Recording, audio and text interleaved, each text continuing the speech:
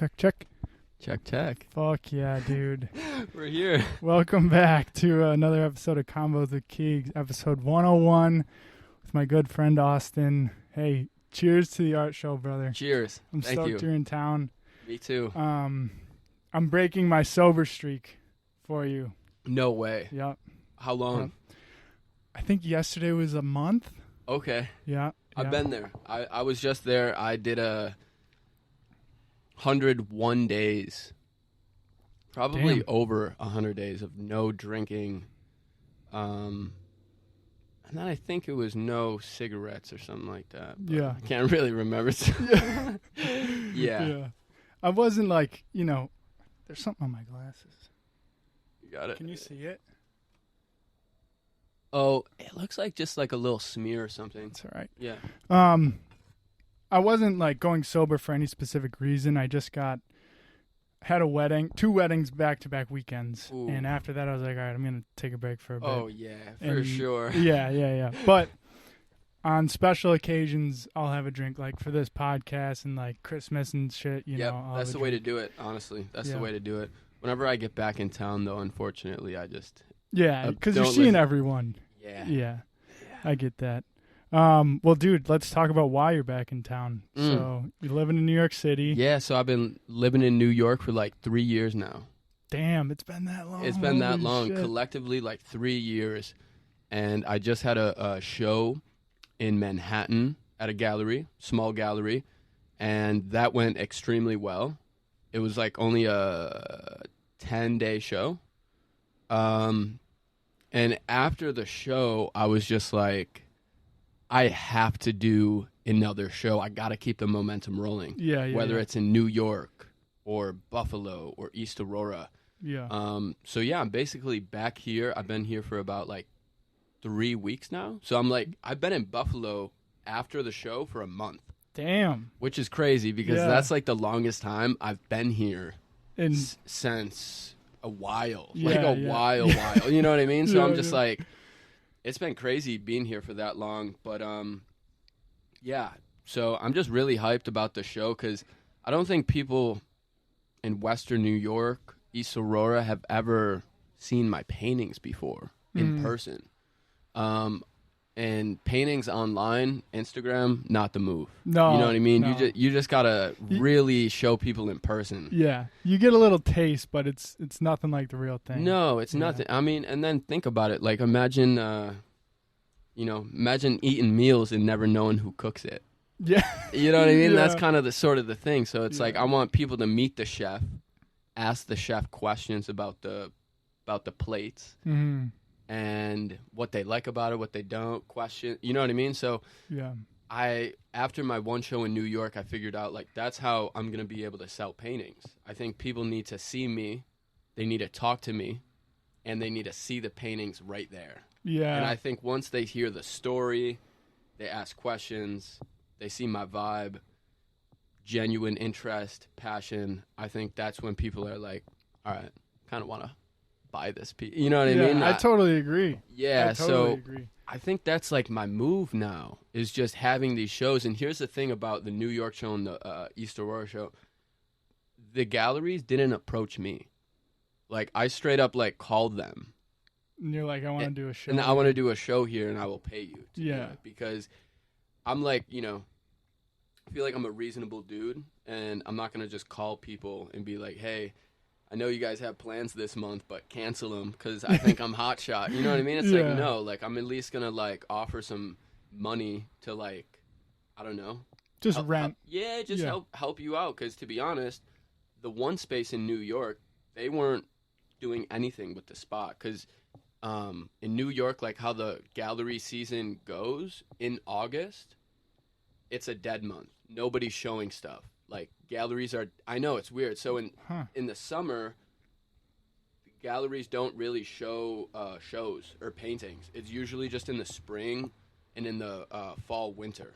Gotcha. So there's like a gap between July and August where like there's no shows, galleries shut down.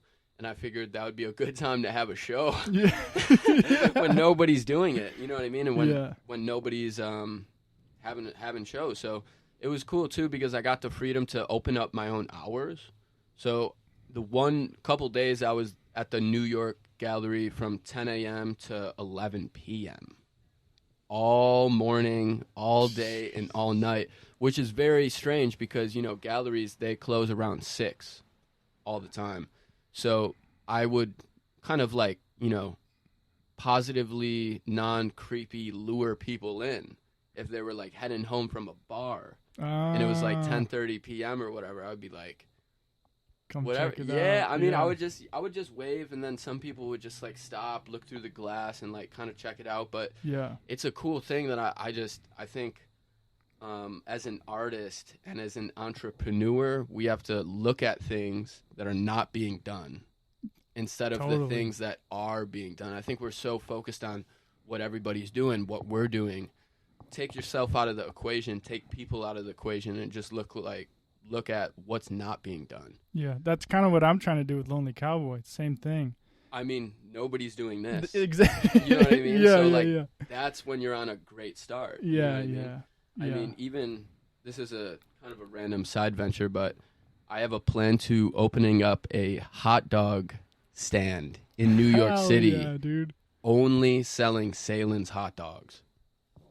Can you put condiments on them? Yes.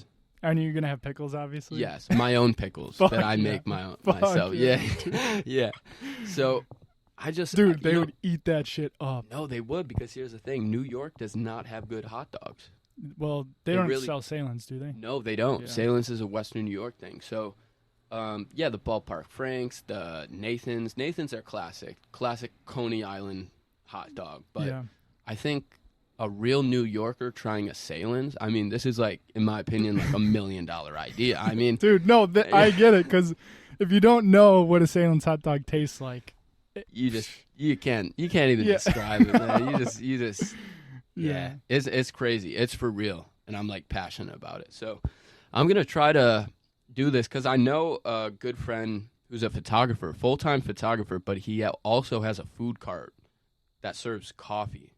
Ooh, It's kind of cool, right? So he does that on the side, but you know, it attracts random people to be like, oh, who even owns this place? You know what I mean? Yeah. Who is this person that started this? You know? you could even make it like, you start with hot dogs, and if it gets traction, then you do like beef on whack. Just taste of Western New York. Buffalo chicken, you know what I mean? Like, yeah. like real talk. Yeah, that would be fucking dope. Mm-hmm. Does New York have any restaurants that have good chicken wings?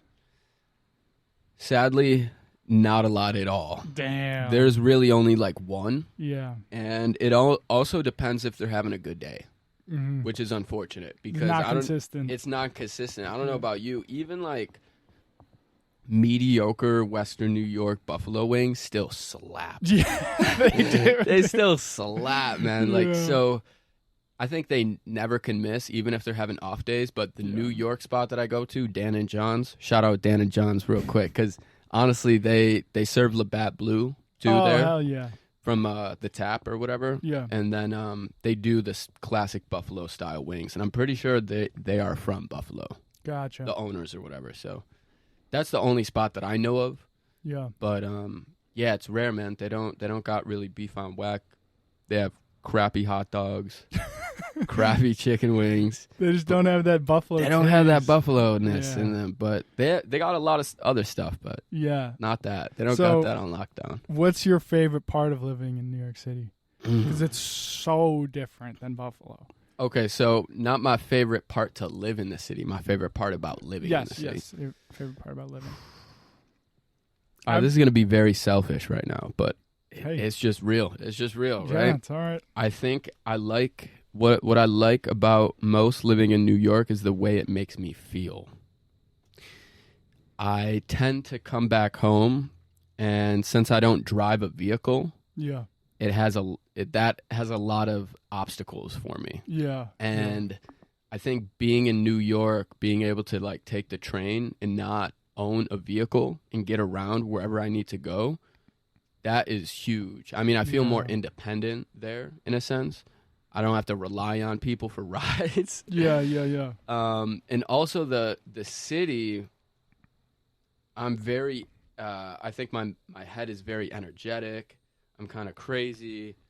I'm constantly in need of stimulation, and the city provides that. Oh yeah, for free. It doesn't charge you a thing. You just got to be there, and it does all those things for you. So when I have that those qualities check marked off in the environment, I think my brain operates at such a higher frequency and level.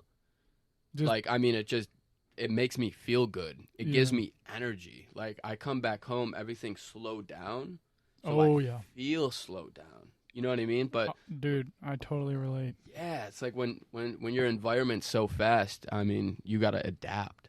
Yeah, you really do. But for me, my brain is built like that, so I don't even have to adapt. I feel like I'm more relaxed in New York on the busiest day in New York than I'm here in the most chillest day in Buffalo. I get it, dude. I fucking get it. Yeah. The city life has always interested me. Not like, I don't know if I would love living in a city, but I do enjoy what the city has to offer. And I haven't been to New York in a long time. I went there when I was young. Okay. And I really want to experience it. You got to, older. bro. You got to. I'm like, this is not a joke, man. Yeah. I'm like, for real right now, trying to influence my friends in Buffalo to move out to New York. That's that's a big mission, personal side mission that I have for like my people that I really like and mess with, man. Because it's like, here's the thing people don't understand about New York. Nice little side quest. Yeah, no, it is, man. I already influenced my one homie, my boy Brian Gonzler, musician from Hamburg, makes amazing rap music, and he's about to go to college at Purchase School, and that's like only an hour 15 minutes away from New York City. Damn. So I've influenced. I mean, that's one him. All right, I don't like to take credit for anything, but I did push him obnoxiously and annoyingly, because that's the thing. When you like, yo, come to New York, it's just like, no, but when you persistently like show them that you really do believe in them, whatever their craft and passion is, and you think that they would thrive in a bigger city like that, it's just like, maybe you listen after like the 8th time your best friend is bugging you to yo, think about this. You know what I mean? Yeah. So I'm super happy that my homie decided to go to college near New York, because that means we're going to link more. Hell yeah. And then linking more in New York is not just hanging out. It's just business moves, progression. You know what I mean? So. Speaking of that, are you still doing modeling? I am. Hell yeah. Yeah. How's that going? Honestly, like, really sick. Like, nice. I've been fortunate enough to like establish relationships with certain clients where like they'll consistently book me. Yeah. And they'll just kind of look out for my well-being in a sense. You know what I mean? Like, I've been doing this thing at Paul Smith, which is a London designer brand. Okay. Pretty well known. And I'll be a model, but there is no photo shoot. There's no hair or makeup. I'll pull up to their showroom, and their showroom's in Soho. It's a beautiful, all-windowed, big space, like a gallery space even almost. And it's just filled with all their clothes for their new collection.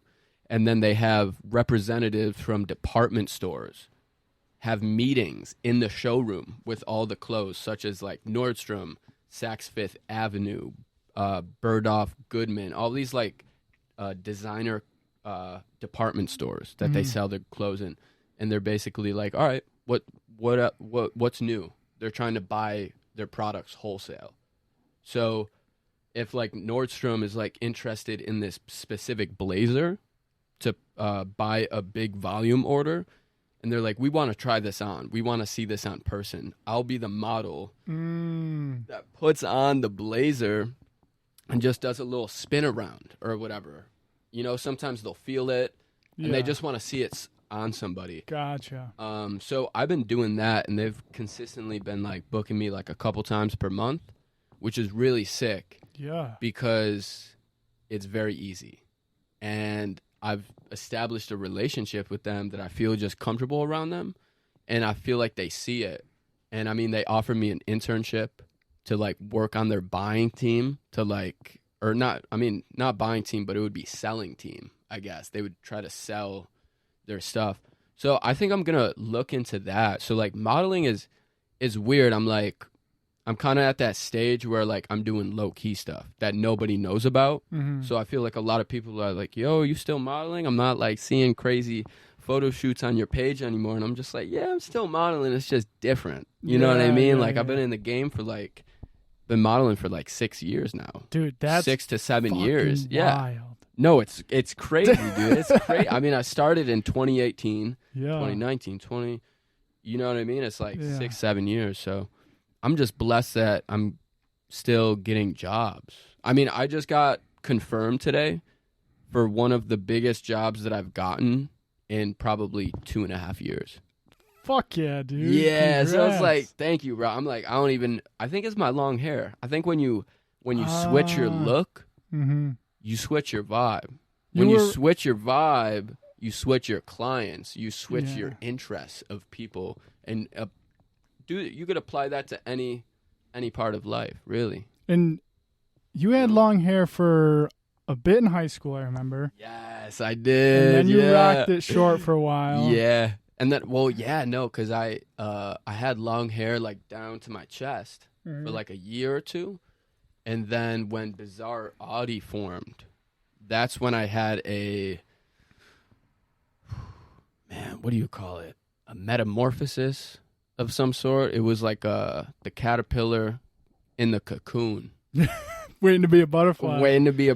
And I shaved my whole head. And that's when BIZAR Audi was born. Hell For yeah, real, dude. yeah. That's fucking wild. Yeah, so I think this, right now, I'm going through another metamorphosis stage. And I'm going to grow this for another year or so. And then I think when I feel that change, whatever venture I'm going to go into, the shaving the head is going to level me up in a sense. Fuck yeah, dude. Yeah, like I really do. So it's crazy that you say that because I'm like, now I've been listening to music that I was listening to when I was like 16 years old with the long hair. What are we talking? I'm just getting into like, the Underachievers, Flatbush Zombies, re-downloading SoundCloud and like looking at all my old songs. You know what I mean? I'm just like, I even just feel younger. I almost like feel like I'm like in that stage of the long hair growth again. So I really believe in cycles. I believe like we humans, we find ourselves in similar cycles. Like almost different chapters. Yeah. You know what I mean? It feels like I've been here before. And it's like I have, in a sense. You know what I mean? I did have this long hair. I did feel a certain way. So I don't know. I feel younger and I feel I'm getting ready for a reborn, which means a totally different adventure in my life. Bro, I'm right there with you. Yeah. You feel? Dude, I could not relate to that more. I feel like I'm being reborn right now into something. Like I can't put my finger on it. I just feel change. Like physically, my body is saying, "You need to do something different." You know. So, I'm hoping that the next 6 months are big growth months. Incremental. Yeah. Fire. Yeah. Well, they will because I gotta say, man. Like I think people are not challenging themselves enough because of fear. Straight up. I mean, they don't even know it's fear. And they don't even know it's fear. Yeah. That's the thing. And I feel like the whole speaking it into existence thing is like I severely believe in that stuff. Too. I mean, I think that stuff's no joke. And I think the people that are unhappy with their positions in life probably don't believe in that. And they think that's bullshit. And they have a negative attitude towards whatever they're doing. And that's why they're not ranking up in any level or field that they want to, because they're just thinking so negatively. That, and I think a lot of people get comfortable, for better or for worse. Everybody's situation is different.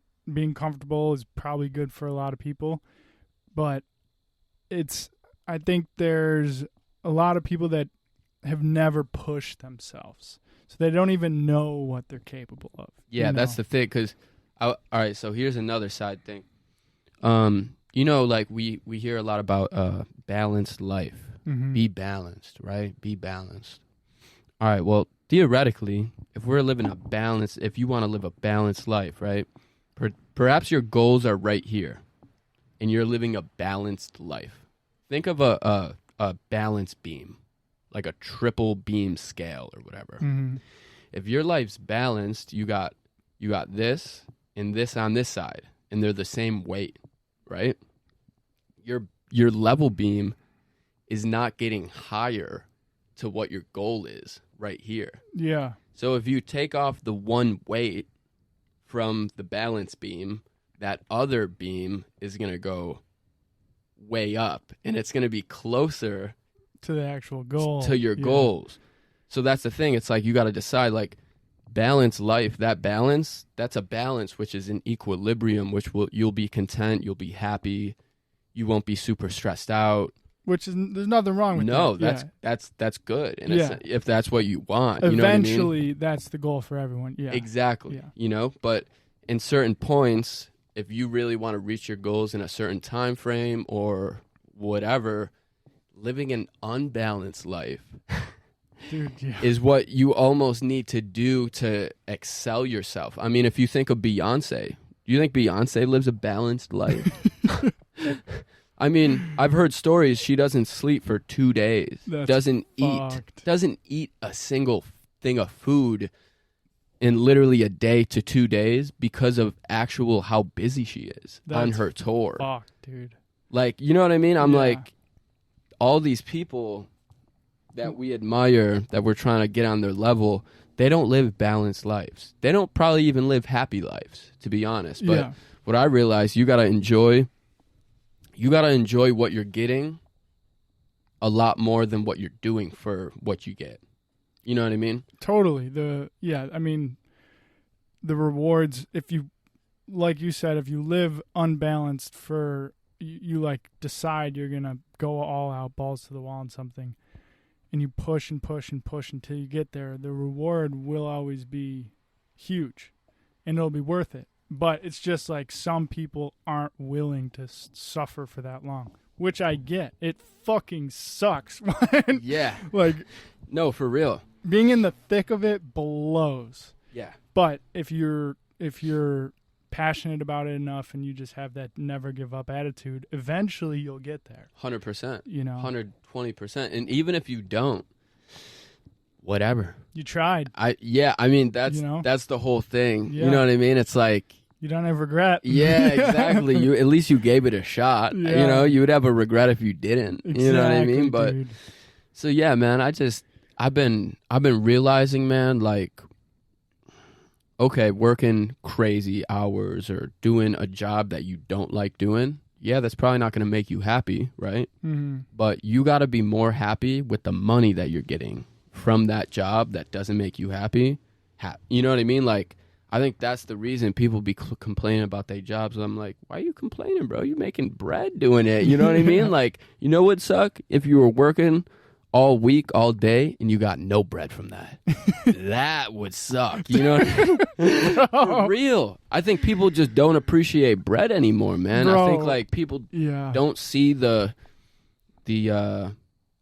effects of the money side. And I'm like, I could work a job for real, that I hate. I wouldn't be, like, unhappy about it because I'm like, what I'm getting from that job, the money, is going to progress my art that much more. And that's my ultimate goal, really. Totally, to progress the art. So you just got to put on your big boy pants and realize everything you do doesn't need to make you happy right now.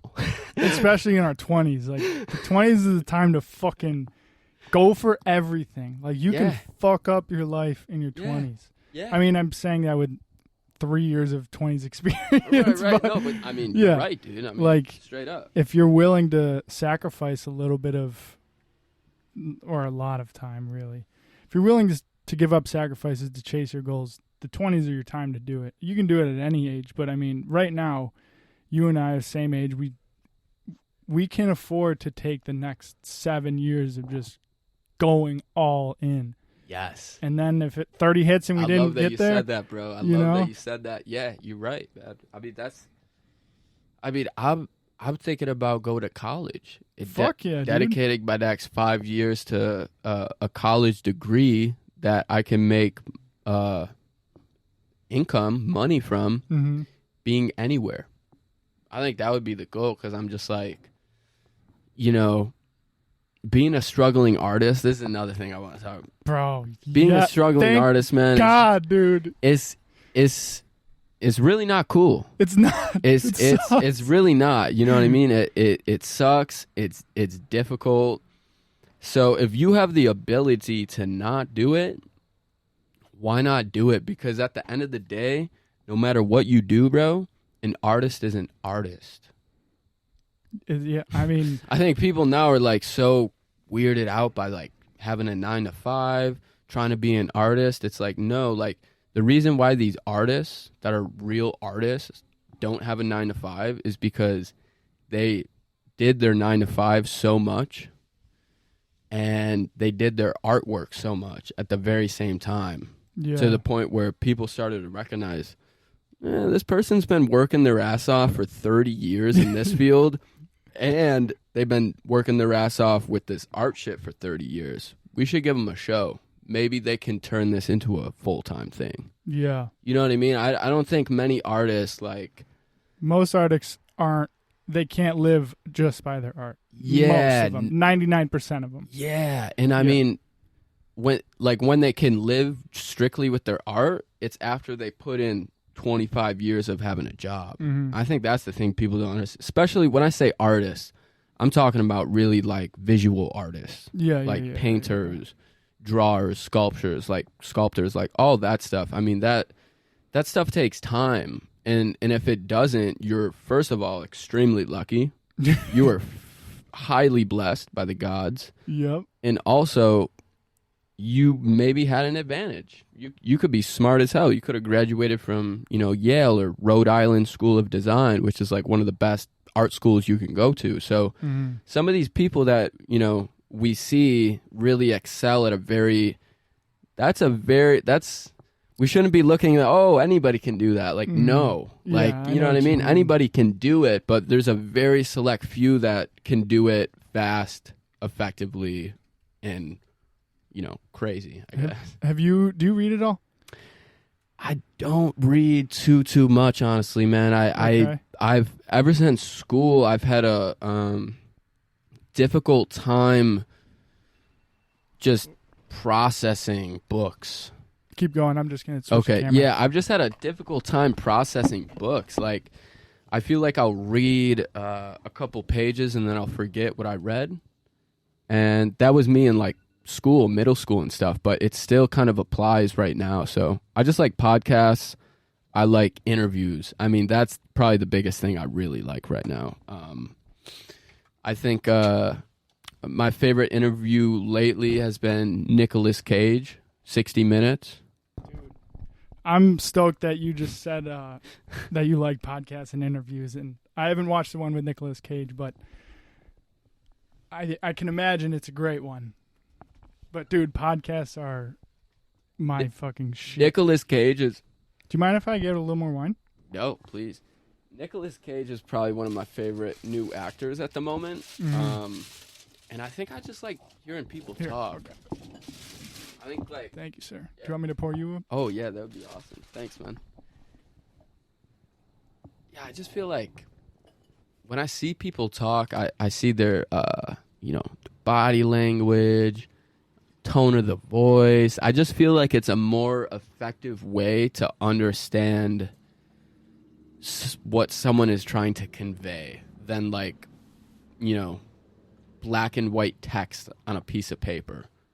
And I think writing in books, it allows more of your imagination to play in effect with what they're trying to convey as the writer.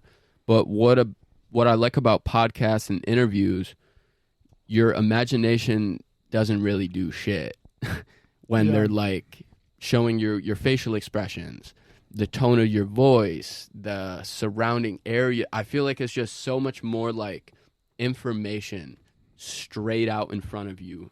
This is it. And books allow more your interpersonal perspective to affect what they are trying to convey. It's it's definitely more up for interpretation. Yeah. And I think like when I'm trying to learn something, my interpretation is sometimes I don't know, it messes with what they're trying to convey. So that's why I really do like interviews and podcasts, you know? So I have this book in mind that I think you would love and it would benefit you and you'd be able to relate to it a ton. Yeah.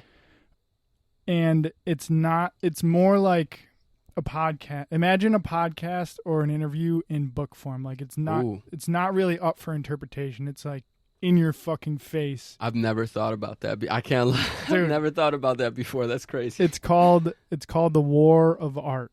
And it's basically about... You know what's insane? What's that? Mr. Nolan O'Connor suggested that book to me. Dude, it is a banger. Are you friends with him? Oh, he's one of my best friends. All right, yeah. Me and he helped me out with this video for my promotion of my show, and he told me to peep that, and I have it actually in my notes. Dude, it is nuts. I've read it 3 times now. My buddy, who's a videographer for a tattoo company, he recommended it, and it basically says like the difference between an amateur and a professional artist is the amateur does art when they feel like it, and the professional does it every day.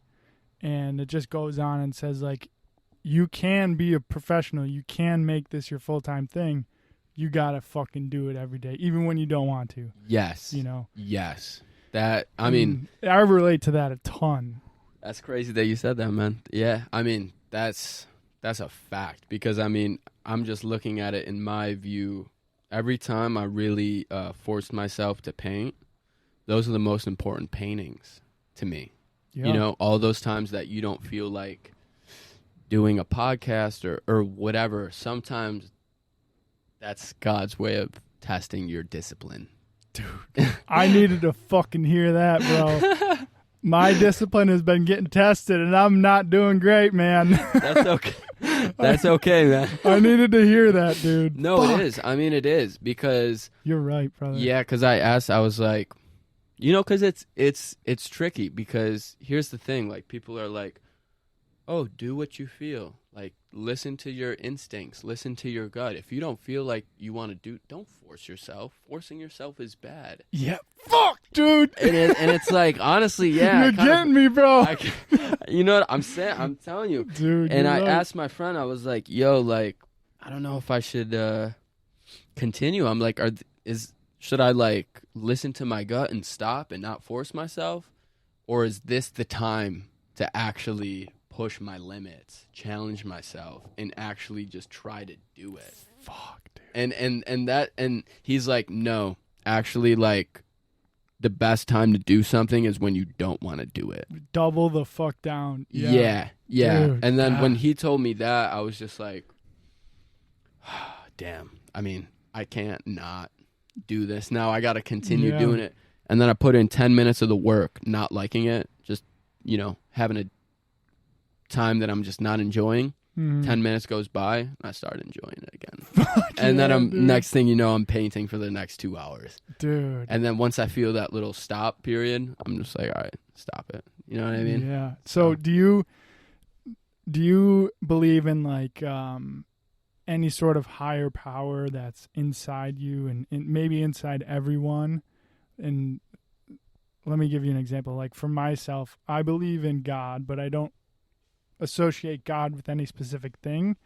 I think of it as like the voice in my head that's coming from my soul that I know for a fact. I ignore it all the time, which I shouldn't. Yeah. But I know, I feel it, dude. Like, I feel it literally in my body. Mm-hmm. And that's good. I think because it's real, dude. It fucking is. It is real, bro. You know, it is real, and I gotta start listening to my soul more. You know, you got to, bro. It's. I've been doing that since Sunday days, bro. Since when? All right. By the way, Mr. Whitman here, He's the person who I think actually came up with the nickname Audi. Dude, Low key. Like, to be honest, I It mean, it is. was either you or, you know, my boy Mitch's dad. But I can tell you exactly when it happened too. I remember this shit because I remember when you started like BIZAR AUDI and like you just started run with it, and I was like year after year, I was like, holy fuck, dude, that thing just stuck. it did stick, bro. Dude. It's stuck like no other thing. Yeah, it was in Jack Brown Show's basement Mm-hmm. in like middle school, back when you had so many different shoes. I remember you had those fucking Christmas Kobe 8s. Were they the Kobe 8s? I think so, yeah. With like the actually. spikes. Spikes, yes. Dude. They were the Kobe 8s. That's Yeah. crazy memory, bro. Yeah. Yeah, I remember I got those at Foot Locker. I waited a couple hours for those. That was like my first pair of shoes that I actually waited in line for at Foot Locker, that I was hyped. I remember you wore those to a middle school dance, dude, and I was like, because at that time I loved sneakers too. Yeah. I was like, fuck, those are so sick. That's so fire that you remember that. Yeah, dude. That is crazy. And yeah, dude, you ran with it. And Yeah. it's such a, like, that name, BIZAR AUDI, is such a sick and unique name. And It is. It I could have to be- say it is. it could be unique for anything, like you as an artist, you as a model, you as Right. a rapper, Yeah. anything. Yeah, no, I mean, literally. I mean, I started BIZAR, and then I feel like it was non-attached to Audi. Mhm. It was just BIZAR is like my record label, my crew name, my clothing brand, the artistic movement, the name of an artistic movement that I'm trying to push. And then Audi came about. And then shortly after, it was like BIZAR Audi. You know what I mean? It just like clicked. You know what I mean? I think honestly, I think I had to do an Instagram username. And BIZAR, you know, tatted on me. It's like 2017, and then Audi, you know, you came up with damn near, and I'm like, BIZAR Audi, that's it. And then that was like my music name, my artist name, and then eventually, it's crazy that you say like your modeling name, because most models, their like names, their real like government names are their like their model names, name. yeah, or whatever, you know what I mean? And my modeling name is Audi BIZAR. Fuck yeah. And it's on my comp cards, which is like my little card that I pull up to castings with for clients to give out. It's on my agency's website, and it's also on models.com profile, which is like the official models, I guess, organization that shows everybody who's in the fashion and modeling industry. So a lot of people in real life, in the real world, think my real name is Audi BIZAR. That would be so Which is unreal, because my real legal name is Austin Stoll. Yeah. I mean, dude, I love the name Austin. I fucking love the name And Austin. I didn't for a while. I thought it was very basic. I've always felt super unique. So I'm like, you know what? I need a unique name, but also not a unique name that's trying to not be myself, you know, because I always looked at it like Austin, short for Aussie, like an Australian, like Aussie. Yeah. And then Aussie turns into Audi.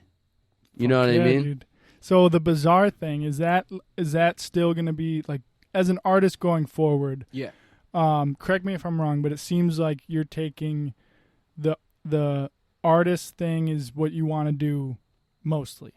Yeah. I mean, I think the whole fashion industry and clothing manufacturing industry has evolved way quicker and way more than my brain has allowed. And I think, you know, it gets to a certain point, like I just made 50 t-shirts from my show, right? But I'm not labeling them as BIZAR. So that's what I realized with my love for fashion and my love for clothes and design. I just want to make clothing products from an artist standpoint. That's kind of what I'm doing too. Yeah, I think that's the move, instead of clothing merchandise products from a brand perspective. Yeah. Because I'm not trying to start a brand, low key. Like, my whole self has been a brand since the jump. I don't think there needs to be a clothing brand. Bizarre. And honestly, people have too many T-shirts. Dude. Bro. I just like, I'm really thinking about, I mean, back in 2017, 2016, like this whole upcycling movement was kind of just like reborn. But I think from 2016 to now, clothing manufacturing brands have just been through the roof progressive. I mean, they just been like crushing. Like everybody, all the little big brands, like they got people that will buy their stuff, man.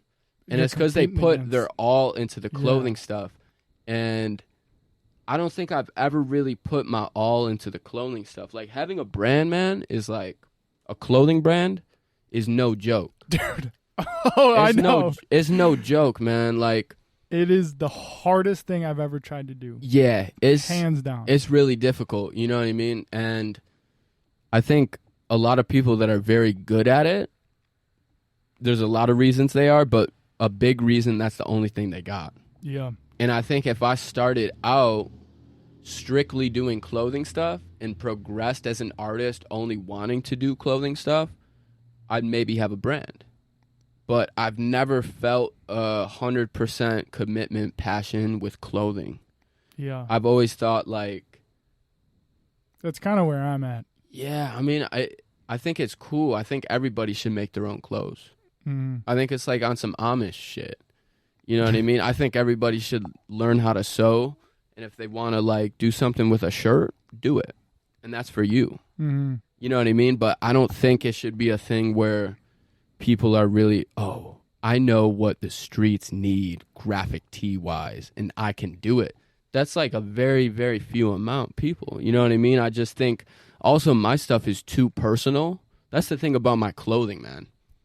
It's one of one. It's one of one, but also the references, the graphics on it are all personal. It's like too personal for anybody to relate to.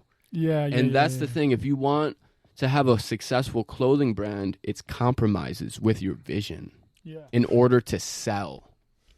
And that's something I'm not really interested in doing. So you're more, I think we're on the same page because I'm doing the same thing. Yeah. You want to, if you're going to make clothing, you almost want the clothing that you make to be art in and of itself and have that personal connection to it. Yeah. As opposed to a brand that is like, it can relate to the masses. And one hundo. Yeah. I'm in the same boat, man. I think I've been working on this one jacket. So for Lonely Cowboy, I did these like jean jackets that I would make for tattoo artists that we collabed with. That's a whole nother fucking story. Painted on them, yeah. But I lost a lot of money trying to do collabs with tattoo artists. Let's just put it that way. Did not sell as many T-shirts as I thought we would. Regardless, I made these jackets and I loved them. I was like, there's time into these. Yeah. And I started making another one right now. And I think that's the route I'm going to go for now. And then maybe put up a tee that is simple and anyone would relate to. But for the most part, it's just one of ones, you know? Yeah. I think that's the move. You know what I mean? Mm-hmm. I think that's sick. Yeah, man. I don't know. It's just like... Also, I think other people's success in the fashion clothing industry has discouraged me from stepping into it because it's like, I'm just being realistic. You know what I mean? I'm like, yeah. You know, there's homies out there like my boy AJ Atticus Torre from Rochester. He's one of the most talented graphic designer clothing brands out right now. I mean, his stuff sells out in minutes, dude. He's the new Sean Stussy. He's the new Supreme, like, no joke. This man does airbrush stuff. He also does embroidery stuff, screen printed stuff. Jesus. He is blowing, no, like, for real, he's blowing up. That's crazy. And I'm just, like, looking at my mans, and I'm like, do I really need to be, like, trying to do this, too? Yeah. Like, you know what I mean? It's just, it feels when, like, there's a lot of people controlling the game and going hard at it and doing it the best. I'm like, I'm gonna just leave it to you, bro, because you doing it better than I could, to be honest. You're right. And with clothing, it's better. Yeah. And with art paintings, it's never better. You know what I mean? It's just more you or more unique. Mm-hmm. And that's the thing with like clothing is there's quality involved. You know what I mean? There's price involved. There's so many more things that are involved rather than paintings. And I feel like that's when I kind of realized I'm like, I don't think, you know, I would be a good clothing designer or a good brand, but I can make punk ass, amazing merchandise for my art. You know what I mean? And I feel like that's just the way to go for me. I you know agree, what I mean? man. So do you think, like, going forward into the future, as you do more and more shows, like you said, you made some teas for this show. Do you think, you know, going forward, you'll just do something for every show? Yeah, 100%. Teas for every show. And also, I'm kind of like, when I got a good idea for a shirt and then I'm hyped about it, that's an art, like, that's like a product of an art, like an artist product that I would like to release. You know what I mean? And it's like, I just feel there's less pressure when it's like, you know, hold up, ready? You can judge me all you want. I don't care. You know what I mean? But judging my brand, that's a little bit different. I feel like you can't, you know what I mean? You could judge me and I don't care because I'm just like, whatever. But when the brand is an extension of yourself, I feel like it hits a bit different, and I'm just a little bit more insecure because it isn't just me. It's my brand. Dude. And that is a representation of what you're building. And, like, you can judge me, but judging what I'm building, I feel like a little discouraged, and I feel a little insecure about that. You know what I mean? Bro, do I know what you mean? Isn't that facts though? Dude, like, I'm feeling you know what it is? If I had a business, I'm like, yo, you could say shit about me any day. I don't give a fuck.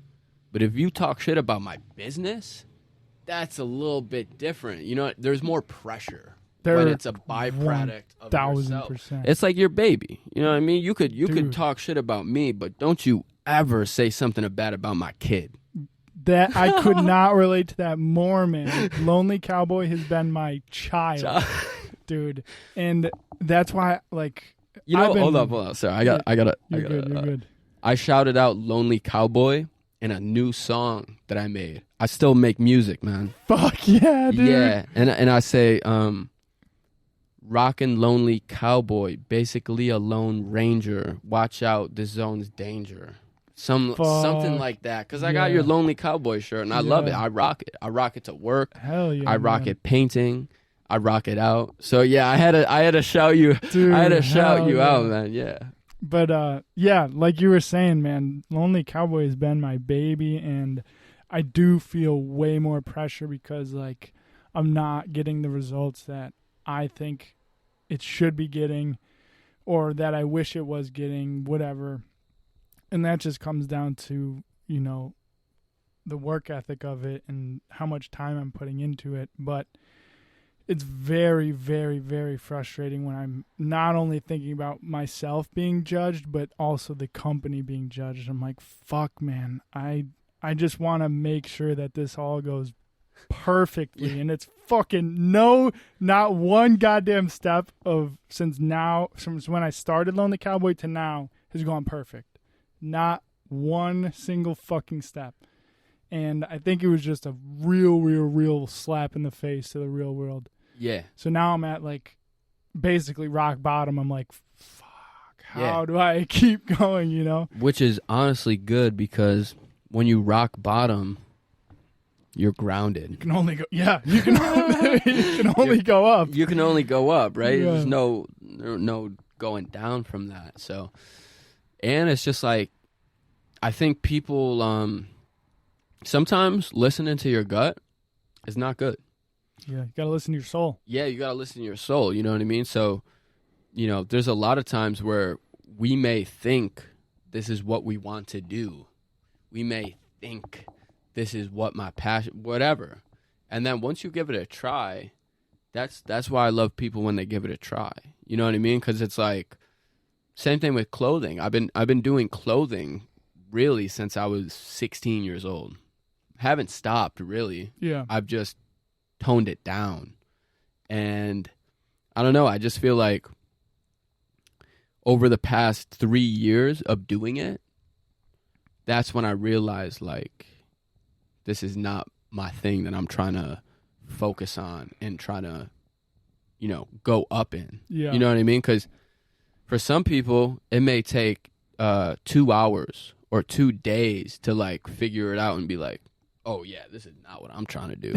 Yeah. But then for real. some people, it may take 3 years of you doing it, thinking you like it, thinking this is your shit, this is your ticket out, this is your passion. And then the 4th year, it's just you lose love for it or whatever. And that's okay. That's real. You know what I mean? Because that just shows me that you a passionate dude to begin with. Because most people in that position would probably, you know, give it a goodbye at fucking week 4 or whatever. So that just shows you how ambitious you are, not how much time you wasted thinking this was your shit. You know what I mean? I agree. And I think Also, could I pause? I gotta piss. of course, really bad. Just piss out there, yeah. All right, cool. On the fence. So there, can you hear me? Yes, sir. Word. All right. Perfect. So we just took a little smoke break. You just showed me a song, man. Yeah. I'm not bullshitting you, and I know I just told you this outside, but I know the game plan is to wait a little bit. Whenever you decide to put that out, dude, let me know how I can help promote it because, bro, that shit was hard.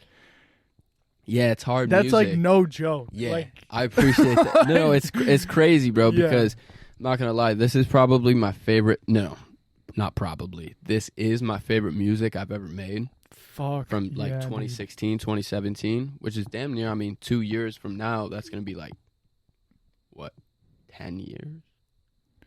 And 3 years from now. 3 Well, years. 2 and some change. Right, 2 and some change. That's Yeah. going to be 10 years. That's nuts. That's nuts to think about, right? Yeah, so I'm just Here, like, scoot a little this way. oh, yeah, This- actually, yeah. Word. So, yeah, I will for sure let you know, man. I think the next, if I am going to be doing, you know, dropping music, which I am, it's going to be next year, spring time. And very calculated. Super calculated. Okay. I mean, it's like Yeah, I got to yeah. do it the best way I can. Yes. Because that's what I realized with 'Cause music. This is what you just showed me is no joke. That's no like joke. that's Thank you, like bro. Thanks, dog. I'm Yeah. so pumped for you, bro. Fuck, dude. Yeah, no, me too. I'm not gonna lie, dude. Every single person I showed this, they had a similar interaction. They were like, "Yo, for real, this is like some next level shit, like some real shit, like unique bars, like everything just checks mark. So the only thing I got to do on my end is just try to get the highest quality engineer, highest quality mixing producer, because that's how these dudes go up in rapping, bro. I'm not gonna lie, like they just got bred to put down on music, and once your money's there, I mean, you're soon gonna be, you know, with really high level producers, really high level mixers and masters. Like your people that you're gonna make your beats are just like there. You know what I mean? Like they're doing the shit for like all the big dudes. If your money's there, you got the talent, you got the passion, you got the look, all that, which my opinion I do. I just need the bread. Do. No, you do. You know what I mean? I just need the bread, and then if you ever think you don't, comes just with it? call me and I'll let you know that you fucking got it. So. that's fire. I'm serious. I appreciate that, bro. No, for real. I'm mad appreciate that. Whoa, what the fuck just happened? I can't hear you. Really? I can't hear anything. Can you hear me? Yeah. Clear as day? Yeah, no, I think I just went up too close to the mic and maybe like just talked a little bit loud. No. My mic. You can hear me fine. Yeah, I can. It's crazy, yeah. Oh, it's this fucking thing, isn't it? You got it? Hey, yo, shout out to Kellen one time for having me through, man. He hit me up today. Are you down to do the interview tonight? And that shit low-key made my day, bro, because I love when people do that, man. These are Like, fried, but We're good. I broke this. All right, bet. But it's like, I like when people randomly hit me up and just like, yo, you down tonight? I mean, that's cool as it gets. That makes, you know what I mean? It's just like, I love that, bro. Like, the best night is tonight. I totally agree. You know what I mean? And I swear to God, the best podcasts I ever do are day of, where I'm like, yo, does anyone want to come on? Like all the people that I usually have on, you know? So I have a question. What's your process of like, who gets to come on? Like, who do you want on? Like, so for a lot of them are tattoo artists, because I did a lot of collaborations with tattoo artists, and that's a field that I'm super interested in. Like, I started tattooing a bit. Damn, that's sick. Yep. And you then, tattoo Aylin? Yeah. All right, I cool. did like almost his whole sleeve so far. Whoa. Yeah, so you do. So if I wanted a tattoo like right now, you could theoretically give me a tattoo? Yes. Whoa. It wouldn't. I don't consider myself a tattoo artist because I haven't had the full training, et cetera, but I know how to tattoo. Yes. Bro, please fill in this pickle shit for me, bro. I can do that. That's easy. You see how that's fucked up? Yeah. I just need it to be like that. I can do that. All right, bet. Word. Yeah, we're gonna talk about that. But as far as all the other guests, it's really just like people that are doing shit, you know, that interest me. Yeah. And Fire. There's no set like boundary It guidelines. could be fucking like, I'm trying to think of some drastically different people. This one, I had my yoga teacher on just because I fucking love yoga and I wanted to learn more about it. And like, now I'm having you on, and you're an artist, fucking model, musician. Right. And then I had this other kid on who does YouTube. So there's no all over. Yeah. That's sweet. I think that's really sick. That's kind of what I thought. I just wanted to ask you. I'm like, I don't know. I wanted, like, it would be cool to even get like a firefighter. Dude, yeah. Of EA, FD or whatever. Like, that'd kind of be, drop your most craziest fire in the house story or what. I don't know. It's like, you probably there's probably some crazy cool people in East Aurora to low-key interview that are random, but I feel like a lot of them would probably be like, I usually, not in a bad way, but I feel like they would just be like, nah, I'm good. I make sure that I know them to a certain level. And they know what they're getting into. Yeah. Like with all the tattoo artists, it's pretty straightforward. It's just like, I'm going to ask you about getting started in tattooing, your relationship with tattoos, blah, blah, blah, blah, blah. Right. Yeah. And every other person I've had on, I know them to some extent. So it's like, they know. You go back, man. Dude. Yeah. I There's think only we a go few. back the furthest out of all the guests I've had. Yeah. For real. That's actually crazy. Yeah. That's actually really crazy. We met in 2011? No. 2012? Nah, man. Not even. Yeah. Are you serious? Because I moved here in, I think it was 2011. That was 6th grade. Okay. And we met in the summer of 6th grade going into 7th, or I know for a fact 7th grade. Okay, yeah. That actually makes sense. Yeah. That does actually make sense. Because then the football. Because that's how I knew Aylin. In football? In Jack. That's I'm pretty sure, like, I started actually coming to the Boys and Girls Club dances. And then I started playing football. Okay. And then I met Aylin and Mitch, I think, through football. I think that's how I got into EA. Because I grew up in Holland for most of my life. But then I also grew up in East Aurora from, like, 0 to 7, around there. And in high school. Yeah, and in high school, yeah. But yeah, it's crazy. Holland, they didn't have a middle school running. So from 7th grade, I was actually at the high school in 7th grade.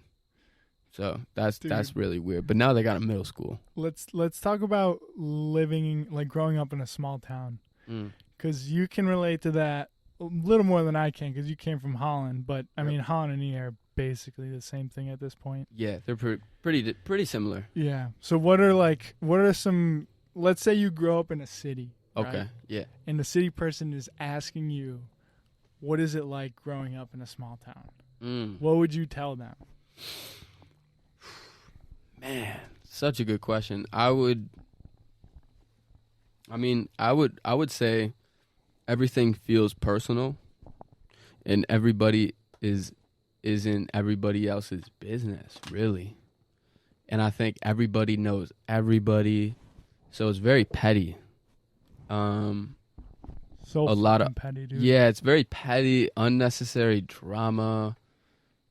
But it could be also very connected in that sense. Since it's so small, like your bros in a small city, they're like more family than most people know about. You know what I mean? It's like, yeah. So I think it's like, I don't know. I think the community aspect of it is great. Yeah. And it's just also it's just boring. I have to say, like, it's when I come down here, man, it's just like I said, it moves slow. Time is slow, and there's less stuff to do for me personally. So it's just like there's more time for bad thoughts to occur. Dude, I agree. You know, and that's why, like, I started doing stuff at a very young age because I realized that at a super young age, and I didn't like it. So that's when I started getting into art, getting into, like, escaping in a creative sense instead of, like, an alcoholic sense. The other thing about small towns that, especially East Aurora, and as I've gotten older, I've realized this, and, like, from the traveling I've done, I can understand and appreciate, and this is also what I want, of, like, raising a family in East Aurora is a great place to do it. Because, like, imagine, I mean, we can't even imagine because we don't have kids, but imagine we're 30 and we have kids. Like, where do you want to be? You know, you want to be in a place that you know people, where you know your kids are going to be taken care of throughout the community. Like, I get it. Yeah. But for kids, you get to that point that I think me and you can both relate on, where, like, our creativity is outgrowing this, and, like, we need something different, you know? 100%. And it's like, all right, ready? That's funny that you said raise kids, because I'm like, all right. If I came from the dirt, man, wherever that is, really was born without... It's all about perspective, too. No, of course. But, like, if we look at it, you know what I mean? Like, I grew up with single mom. Same. You know, I lived with my grandparents who had money. You know what I mean? Like, we're pretty well off. You know what I mean? Yeah. So I was very fortunate to, like, you know, my dad was never around, never met him to this very day, but always had roof, clothes, food, baller shoot. Like, I got it good, man. You know what I mean? I think we really all had it very, very well and good. So I feel like, wait, what were we talking about again? We were talking about, like, just small town shit. Yeah. The big city. So I think since I came from a very fortunate household and very fortunate environment and setting and positive setting, I almost feel like I don't want my kid to, like, grow up in that same setting as me. Interesting. Yeah. I think, like, because, you know, my great-grandma, East Aurora, my grandma, East Aurora, my mom, East Aurora. Yeah. So it's just like, do I really want to have me being born here and then another kid? And then it's like, I got 5 family generations all living in East Aurora for their whole life. Like, that doesn't seem right in my chapter in my book. You know what I mean? I'm just like... Well, let's say, what if East Aurora is just the home base? The home base. But you raise your kid in the way where, like, you expose them to New York City, you expose them to international travel, you expose them. That would be sick, but I don't know, man. I don't know. That's kind of what my mom, That's sick, whole though. side of my mom's family lives in California. So Okay. a large part of my childhood, I was It's in crazy, bro. I California. feel like you have really San Diego vibes to me. I've gotten that. I don't like in the West best Coast, way, like yeah. West Coast, but for me, San Diego. Right. Which is I'll fire. take that as a Nah, compliment. that's San Diego's fire, bro. dope. San Diego's sick. But so I spent a majority of, like, not a majority, a big part of my childhood in California. And my mom loves to travel, so she would, like, just bring me around different places. Obviously, I didn't know what to do. Right. But as I've gotten older, I've been able to travel by myself more. I just have such a great appreciation for East Aurora because it does feel like home. And it's like, I mean, that's why I'm having the show here, my guy. Like, can't lie. Yeah. Like, you know what I mean? I'm saying all this, but at the end of the day, you know, I love this place. You know what I mean? And I think I love it and I do hate it. And I think I know that very clearly. yeah. But I think, you know, love is stronger than hate in a sense. So it's like I love it more than I hate it. And that's the only reason why, like, I fuck with it a lot. And like, dude, I mean, when I came, that's why I wanted to be down here for a month. I'm like, I want to eat a lot of Salem's hot dogs. Fuck yeah. I want to eat a lot of good buffalo wings. I want to drink a lot of good Labatt. I want to go to a Bills game. I want to go to a football. Like, there's so many things that I honestly idolize almost in a sense. You know what I mean? Yeah. And really think is like so fire and so dope. Almost like a tourist. I almost feel like a tourist when I come dude, back when here. you know come what I mean? back and you haven't been here for a while. Yeah, like it's like I appreciate for it for what it is so much more when I'm away from it. Yeah, You know what I mean? you. So I got a big love and hate relationship with Western New York. You know, but I'm proud of it. I love it that I feel that way. Yeah, you know? dude, I do too. You definitely get a little bit thicker skin living in Western New York than some other places. Not sure. as much. Again, it's all about perspective, but like we grew up in a very East Coast, like in your face, very passionate people. Also, and just extreme weather. Like if you don't grow up in the snow and you go to the snow for the first time, it's hilarious watching people. Yo, dude. I mean, I was just about to say that, man. It's the weather, man. Just makes you have really tough. I mean, the winter's hard. The winter's hard, bro. It's no joke. I mean, yeah. I mean, that shit is for real no joke. Yeah. So you're living in New York City now, and once you launch a music career, you're going to be making millions and millions and millions of dollars. So do you think you're going to be in New York forever? Do you want to move anywhere or travel at all?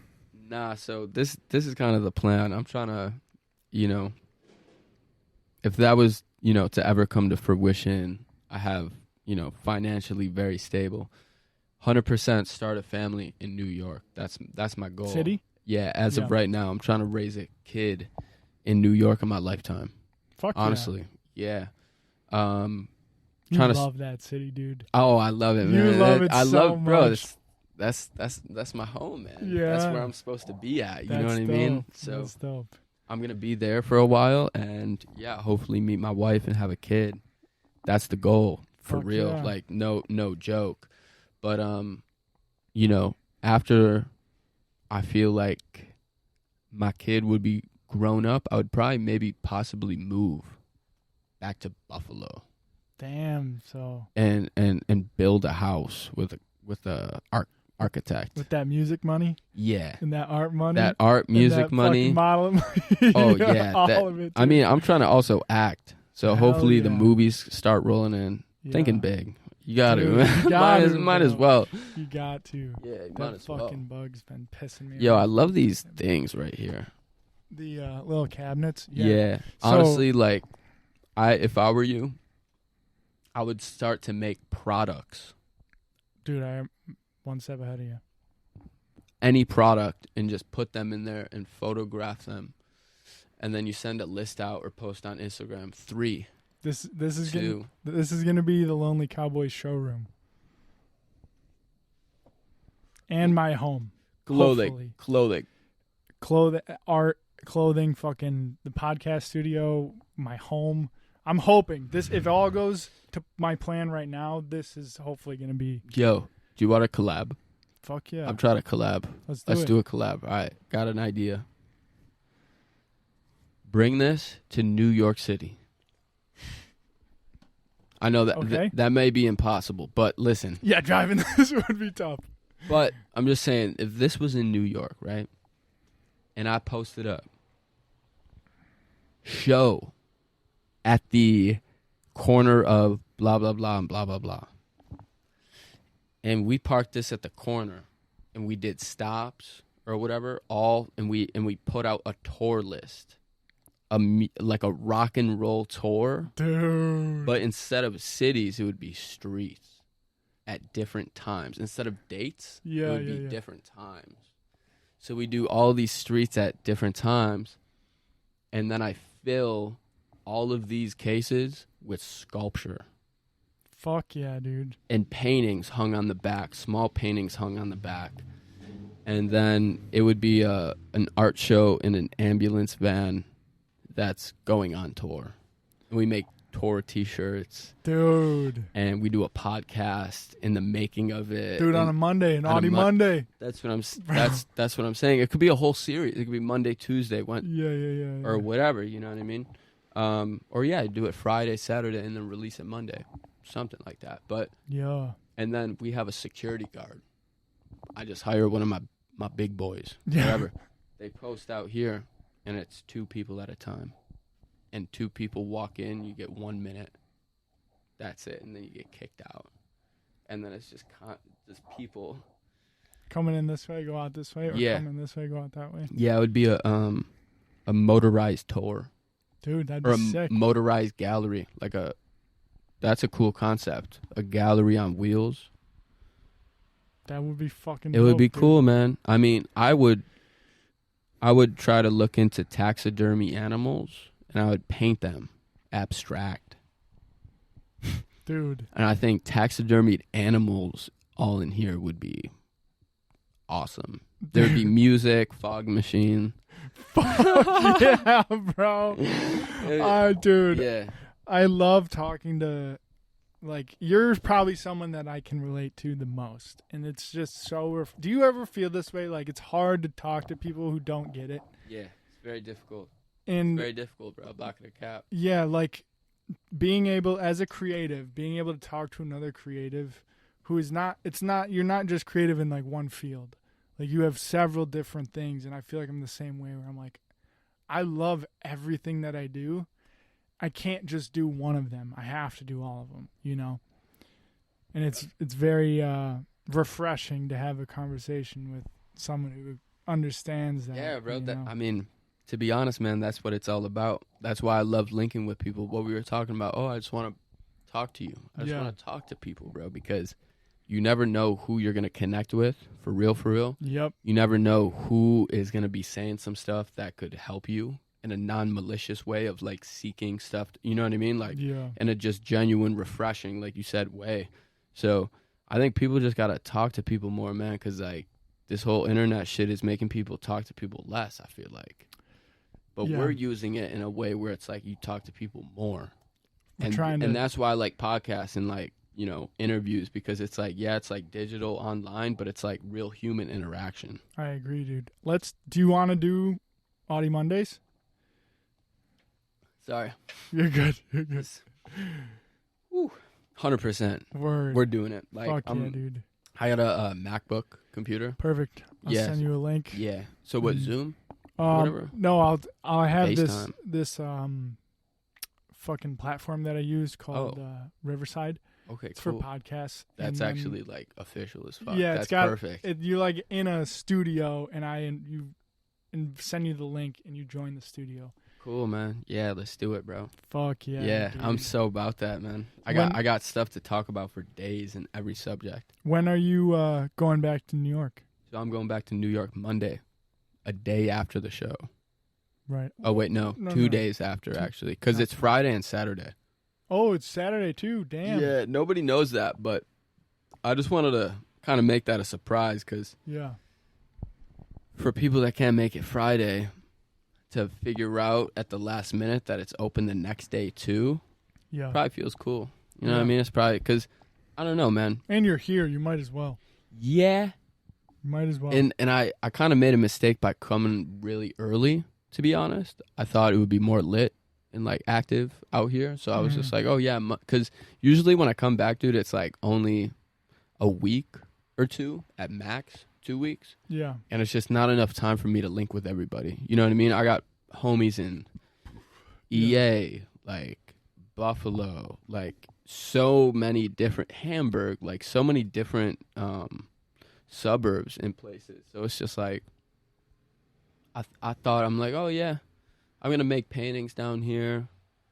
I'll be here for a month. But then I'm like, it kind of went by slow.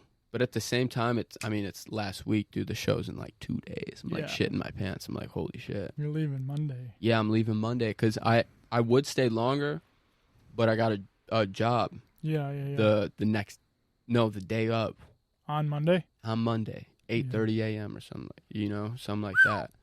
Yeah. So once I seen that job come in, that's when I booked the flight. And I'm like, all right, I'm out. I gotta be out. You know what I mean? Yeah. So, yeah. And any job comes to me, I'm like, I'm out. Yeah. Like, you know what I mean? It's like stupid not to. Like for real. So do you have an agent for modeling that helps you find jobs and shit? Bro, it's crazy. I got multiple agents. Jesus. All over the world, actually. I'm signed with a Japan agency. So I got like, agents from Japan that look for jobs. I got a agency in Paris that books me jobs in Paris. I got an agency in London who books me jobs in London. Jesus, and they could book all through Europe as well. Yeah. And then I have my main agency in New York that books me jobs in New York. And I have a mother agency, they call them, which is the first agency you sign with that can also book you jobs state and internationally. Yeah, so I got like multiple agencies and I got multiple agents at each agency that do different jobs, different bookings. That's of jobs. Fucking crazy. Yeah, bro. it is crazy. But I got main bookers. Yeah, you know what I mean? But yeah, and I mean with that agency comes like an accountant team that like, sends you the bread. Yeah. Sends you wire transfers. They send you statements of all your jobs that you're owed, all of that. You know what I mean? They help you if you want to be like, yeah, I want to register with an LLC so my taxes get lower. You know what I mean? They could help you with that. They have a whole department for just counting. Damn, you know bro. what I mean? So where's you have all these agents in all those parts of the world. What's the craziest international experience you've had as a model? I think the most crazy international experience I've ever had was in Shanghai, China. Damn. Yeah, it was for a Prada show in Shanghai. Yeah, Prada runway show. And this is why it's crazy. Not because it was Prada runway show in Shanghai, but I lost my passport, actually. Like, literally, like... In Shanghai? In Shanghai. Yeah. Fuck. Yeah, and I pulled up to the airport. The driver dropped me off at the airport. I get up to checking. They're like, passport. I look in my bag. No passport to be found. I look in my other bag. No passport to be found. I slam my bag on the ground. I literally, like, take everything out of my bag and start tripping out. Yo, I start crying almost. I'm starting to flip out. Chinese police officer, like, pulls up on me. Where's your ID? What are you doing? Why are you freaking it? All this stuff. I'm like, I can't find my passport. Shit's gone. Like, I can't find it. You know what I mean? And then I start to hit up every single person that I know at the hotel that I was staying at. By the way, the hotel that I was staying at, if you look it up, Hyatt Shanghai, it's literally like the third or fourth tallest hotel in the whole world. I was staying on like the 86th floor. Holy fuck. Mm-hmm. I was like, damn, to find even anybody that was like, that I knew. I mean, I knew people, I knew models. And I called a bunch of people, and then later I called my boy, and I was like, Danny, he's from the Netherlands. And I'm like, yo, you remember how we were at the Prada store? We were in the Prada store shopping, and I bought a wallet, and they needed my passport to scan it or something, or to use the information on the passport. Yeah. Which is weird, but that, I guess, international like stuff like that at like high end places or whatever sometimes require a passport and ID or whatever. Yeah. So I was like, "Yo, can you check the Prada store?" He checked it. He found it.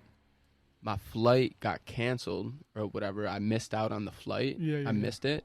So I had to pay like $730, which is honestly for a one-way flight to China, it is kind of expensive, to be honest.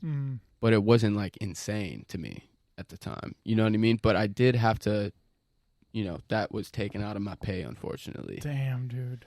But yeah, and then someone delivered my passport who had a later flight for the same job or whatever from the show. That's fucking wild. Yeah. Jesus. So I lost my passport in China. I mean, this wasn't even, I wasn't even 20. This was 2019. So I wasn't even 20 years old having this shit happen to me, man. I freaked out, bro.